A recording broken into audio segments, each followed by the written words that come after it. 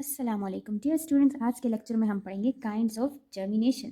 तो हमारे पास two kinds of germination है, एपिजियल जर्मिनेशन, हाइपोजियल जर्मिनेशन। लेकिन इन दो के अलावा हमारे पास एक रेयर काइंड भी है या रेयर केस भी है जो बहुत कम प्लांट में ऑब्जर्व की गई है। तो सबसे पहले हम देखेंगे एपिजियल जर्मिनेशन। एपिजियल जर्मिनेशन में एपी का मतलब होता है अबव, और जो है ये ग्रीक वर्ड है जिसका मतलब होता है अर्थ। तो एपिजियल जर्मिनेशन में एक्चुअली क्या होता है कि जो कोटिलेडन होगा वो अर्थ के अबव होगा। In some seeds hypocotyl grows and elongates and pushes the cotyledons and plumule into the air. कुछ सीड्स ऐसे होते हैं जिनमें हाइपोकोटाइल जो होता है वो ग्रो करता है, एलोंगेट हो जाता है, और जो कोटिलेडन्स होते हैं उनको पुश कर देता है अपवर्ड, यानी वो सॉइल से ऊपर चले जाते हैं इनटू द एयर। और जो प्लूम्यूल है वो भी इसी तरह कोटिलेडन के साथ अपवर्ड मूवमेंट करता है। यहाँ के जो कोटिलेडन्स होते हैं वो टर्न ग्रीन हो जाते हैं, ग्रीन कलर हो जाते हैं और एक्ट करते हैं as a first foliage leaves. यानी कि जो प्लांट में आपको पहले लीव्स नजर आएंगे वो कौन से होंगे? वो होंगे एक्चुअली उसके कोटिलेडन्स ही होंगे। फिर यहाँ पे हमारे पास एपिजियल जर्मिनेशन की जो एग्जांपल है वो है बीन, कैस्टर ऑयल प्लांट्स और सनफ्लावर, टोमेटो, पम्पकिन एक्सेट्रा।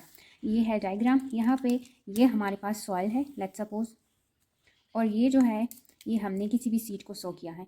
अब ये जो सीड है ये क्या करेगा, इसका जो हाइपोकोटाइल है वो ग्रो करेगा और पुश करेगा इस कोटिलेडन को along with plumule into the air, यानी ये सॉइल के ऊपर आ जाएगा। जब ऊपर आ जाएगा तो ये इसके हैं कोटिलेडन्स, और ये दो क्या हैं, ये वाला और ये वाला, ये इसके कोटिलेडन्स हैं और ये एक्ट करेंगे एज फर्स्ट फोलिएज। ये वाले जो बीच में है ये इसके प्लूम्यूल से शूट्स बने हैं। तो बाद में इसमें प्लूम्यूल से शूट भी बन जाएंगे, लेकिन पहले जो इसके कोटिलेडन्स होंगे वो एक्ट करेंगे एज फर्स्ट फोलिएज। ये है हमारे पास एपिजियल जर्मिनेशन। इसके बाद नेक्स्ट है हाइपोजियल जर्मिनेशन। हाइपो का मतलब होता है बेनेथ, अंडर, बिलो, और जियोस वही अर्थ। तो यहाँ पे क्या होगा कि जो कोटिलेडन होगा वो अर्थ या सॉइल के नीचे होगा। ओके, तो इसकी डेफिनेशन है the epicotyl elongates and pushes the plumule upward into the air while the cotyledons remain in the soil. यहाँ पे क्या हो जाता है कि जो एपिकोटाइल है वो elongate हो जाता है और पुश करता है प्लम्यूल को अपवर्ड एयर में, यानी जो प्लम्यूल होगा वो तो सॉइल के ऊपर आ जाएगा और जो यहाँ के कोटिलेडन्स है इन सीड्स के वो सॉइल में अंडर, सॉइल के अंडर ही रहेंगे, सॉइल के अंदर ही होंगे।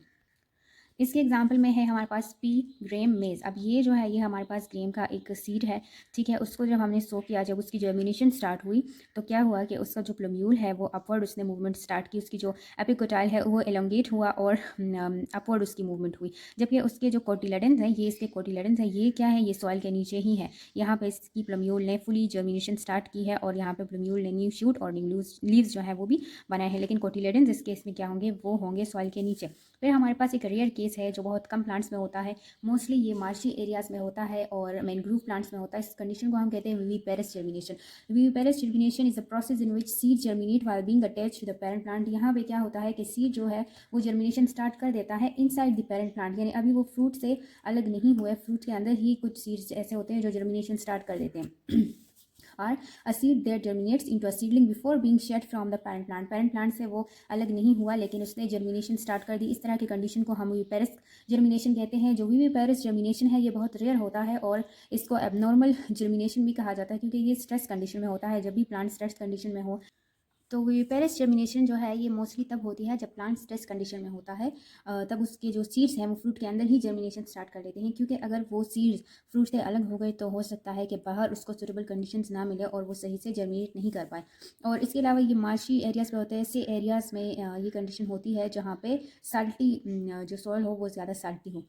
फिर the fruits being unable to bear the weight of the growing seedling fall vertically into the mud and is get fix. फिर ये जो फ्रूट होता है, क्योंकि इसके इनसाइड ही सीड ने जर्मिनेशन स्टार्ट कर ली है, सीडलिंग ने ग्रोथ स्टार्ट कर दी है, तो जो फ्रूट होता है वो इसके वेट को मजीद बेयर नहीं कर सकता, बर्दाश्त नहीं कर सकता और वो वर्टिकली इस प्लांट से वो गिर जाता है मड में और वर्टिकली वो मड में ही फिक्स हो जाता है। एग्जाम्पल है मैंग्रोव प्लांट्स, राइजोफोरा और कुछ टोमेटोज़ और एप्पल्स में भी रेयर केसेस में होता है कि टोमेटो के फ्रूट के अंदर ही जो है वो सीड जर्मिनेशन स्टार्ट कर देता है।